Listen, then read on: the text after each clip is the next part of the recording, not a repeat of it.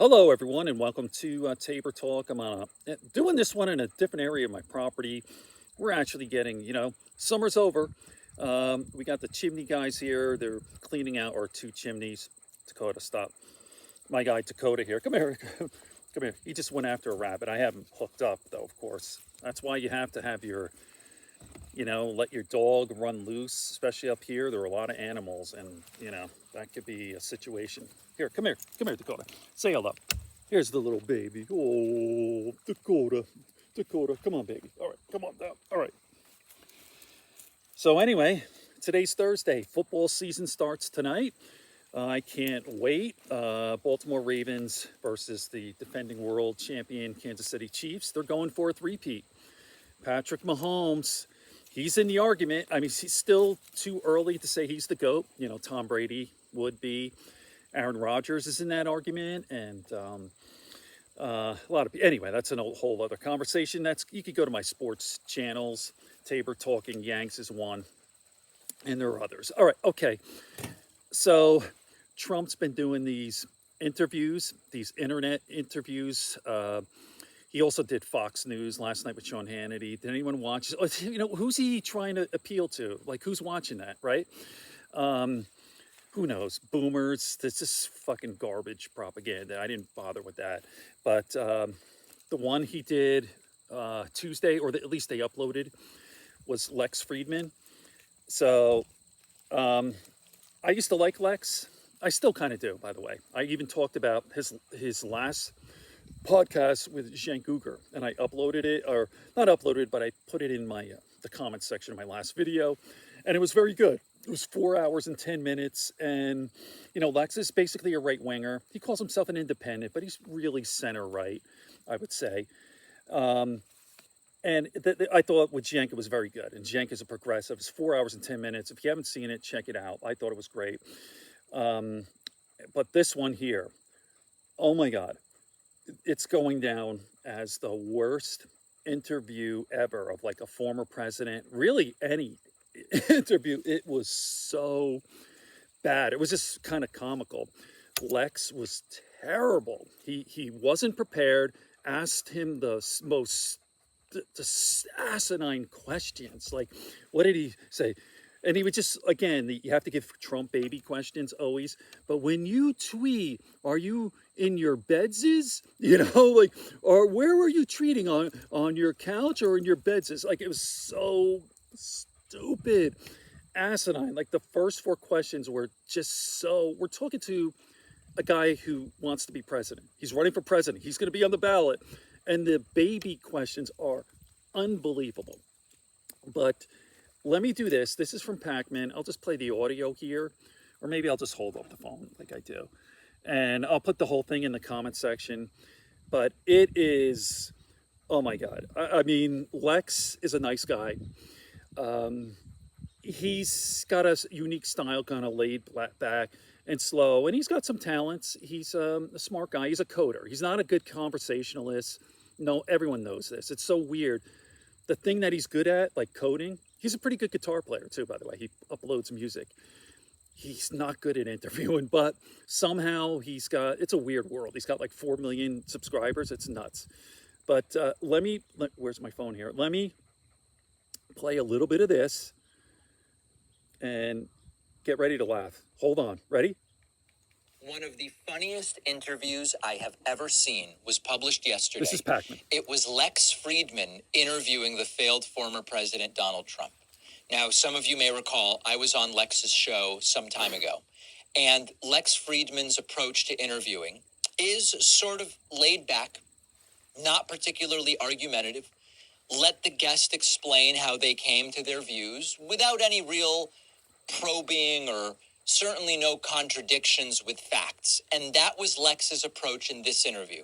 There are people defending him, saying, listen, this is the way he's done his 441 episodes before this one, so why would we expect anything different? Is that better? And there are those who are angry, saying, well, listen, when you interview a former president who is the Republican candidate, you can't just let them lie uncontrollably and either refuse or be ill-equipped to contradict what they say.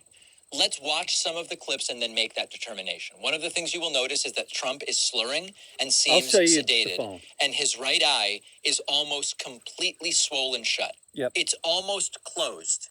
It's like he's been in a boxing ring. It's just dropped my bizarre. coffee. One of the funny things is that Lex has a kind of low-key affect himself.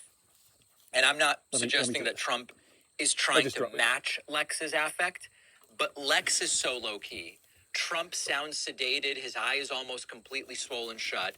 It's wild. Very professional we pick here, up right? the interview when Lex Fridman asks Trump about his claims regarding the 2020 election.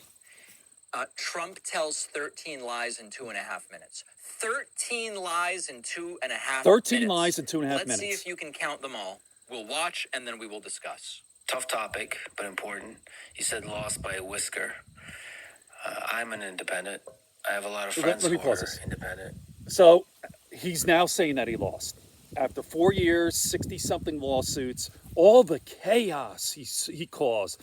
And at January 6th, this fucking scumbag, this fucking piece of shit, and he's saying it because he's just looking at the poll numbers. This guy is fucking evil. He's an evil fucking belongs in prison. Let me continue. Many of whom like your policies. Really? Like the fact that you're a deal maker. Deal like the fact maker. that you can end wars. Yeah, he can end but wars. They are oh my God. By what happened in the 2020 election and listen, he's so afraid about widespread fraud and this kind of stuff. Fake listen to the way how scheme. afraid he is, the way what he can frames you the say to question. Those independent voters to help them decide who So to vote for? instead of saying, "Hey, you set up a fake, damn it, I keep dropping my coffee. Fake slate of electors, the fake electors plot. You tried to steal the election. You knew you lost, but yet he sets it up. Some people are a little unhappy about the election. It's just terrible. The worst interview ever. But let me continue. Voters on the other side. I think the election was a fraud, and many people. And I'm going to play the 13 lies. That's the first. I'm going to play the 13 lies back to back. But I'm just acknowledging. Trump sounds absolutely. He sounds like he's on sedatives. I mean, I think he was taking bizarre. Xanax. Felt it was that, and they wanted answers. And when you can't challenge an election, you have to be able to challenge it. Otherwise, it's going to get worse, not better. What does that mean? And you have to challenge an election. It's gonna get worse, not better. What does that mean? It's gonna get worse. What's gonna get? What's it? You have the job.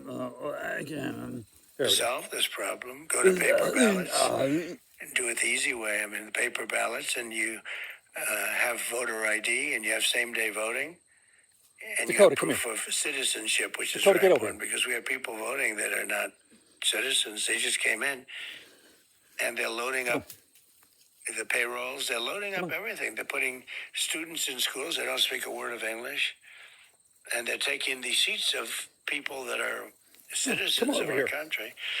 So my fucking coffee keeps dropping. God damn it! We have the worst border in the history of the world. We have coming into our country right now millions and millions of people at levels that nobody's ever seen. I don't believe any country's ever seen it. And they would use sticks and stones not to make it happen, not to let it happen. We don't do anything. And we have a person who was the border czar, who now said she wasn't really the border czar, but she was. She was the border czar, but she was in charge of the border. And we have her, and she's saying very strongly, "Oh, I did such a good job. She was horrible. The harm she's done." But we have people coming in from other countries all over the world, not just South America, and they're coming in from prisons and jails. They're coming in from mental institutions and insane asylums. Loser, liar, That's loser. just under 2.5 minutes. 13 lies. And Trump told 13 lies. Yep. 13 lies. How Trump says Democrats committed voter fraud in 2020. There's no evidence of that. Trump says many people felt there was Democratic voter fraud. Well, facts and feelings are two different things. Trump says you can't challenge an election. That's wrong. Trump tried, and he did everything that you can do. It's just there was no merit to the challenge. Trump says paper ballots would solve this. It wouldn't. I mean, voter fraud of the kind Trump claims is so rare. Paper ballots would just bring this massive logistical issue for handling and storing them. If there's a natural disaster, they can get lost. It's really a solution in search of a problem. Trump says voter ID would solve it. Remember that it is not really a problem. And we know that voter ID laws disproportionately impact certain groups of voters, low-income people, elderly folks, students, everybody who is eligible to vote, to be clear. And there's no evidence that voter ID actually prevents voter fraud. There's also no evidence that voter fraud is happening. Trump says same-day voting would solve it. It doesn't exist. Of course, requiring all votes to be cast on the same day just increases the likelihood that lines are really long, that polling places are crowded, that there are technical issues, and that can deter people from voting. It would cause a problem. Trump says proof of citizenship would solve it. Reality is that current voter registration process already includes citizen verification through either the U.S. Census or state-specific requirements of different kinds. And these vague proof of citizenship requirements would be redundant, and they would be unlikely to catch fraud because the fraud isn't actually happening. Trump says non-citizens who just came to the United States are voting. There's no evidence of that. Trump says immigrants who speak no English are taking the seats of people from our country. I don't even know what that means. Trump says that we have the worst border in history. That's certainly not true, as we've seen significant declines in border crossings under the Biden administration. He says Kamala Harris was the border czar. She was not. He says that people are coming into the country from prisons and jails. There's no evidence of that. And finally, Trump says people are coming into the country illegally from mental institutions and insane asylums. And there is also no evidence of that. Okay. 13 lies. There you go. 2.5 minutes. More to come. When Lex I'm going to Fridman do another one up tells there. Trump claims of widespread fraud Let's listen to this. are bothering some people, here's how Trump reacts.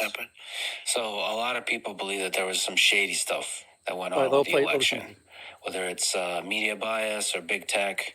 But the framing of the still, question. The claim of widespread fraud is the thing that bothers people. Well, I don't focus on the past. I focus on the future. He's such a When fucking Trump loser. is told All right, more to come.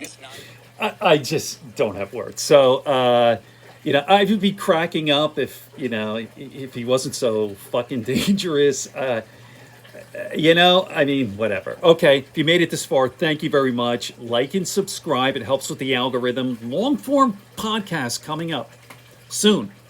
Peace, everyone.